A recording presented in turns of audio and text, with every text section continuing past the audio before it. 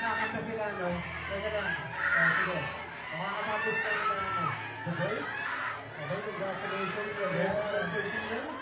Thank you. Congratulations sa team ni Papa. Tuloy na lang. Sige, pag-usapan natin itong Green Bones Nieve. At pagkapasok dun sa trailer, ang ganda ng scoring, sakto sa moment. Talk about the song, ano yung inspirasyon nyo dito? We're very happy muna na napasama yung kantang Nieve para sa movie na to. We're very happy na finally magkakaroon ng highlights si Nieve and makikilala siya na mas marami pa. Pero nung napanood po namin yung trailer, super touching siya, nakakakilabot kasi parang yung iba naman yung meaning ng song pero nung dinikit siya dun sa Green Bones, dun sa story, match pa rin siya. Ang galing, parang wala talaga siya sa ano eh, sa story, nasa mensahe talaga siya nung mismong kanta, and yung gusto ipahiwatig ng mismong kwento. Ikaw anong na-feel mo nung napanood mo yung trailer? Pablo? Sobrang curious ako sa story. Kasi yung trailer, very effective siya. Actually, pinaka-nagtataka ko. Nakaisip mo, masama mo talaga sa pwede. So, yun po, nakakatuwa rin talaga yung story using the song niya.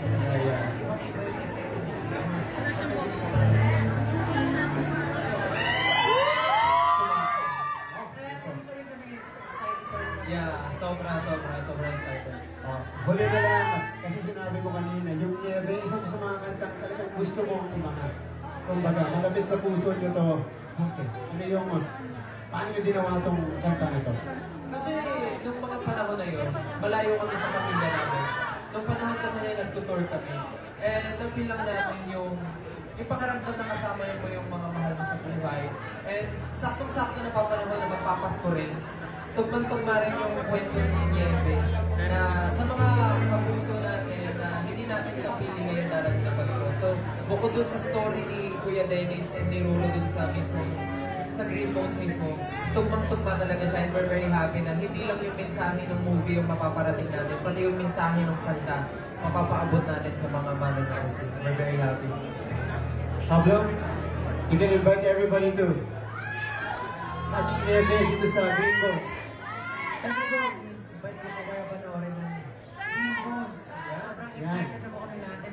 For sure na i-enjoy na kasama ko si Gugu, si Dennis, napakagaling na mga so, sabay-sabay po natin panoorin. Green Bones everyone. Palapakan po natin, Pablo and Stella, maraming natin! Grabe. Yung support ka, okay. Yes. So, alright, so guys, dun sa mga daraanan po ng mga artista natin, right now it's Pablo and Stel, alongside the translator. Daraanan po natin sila. Okay. Let's clear the path for them.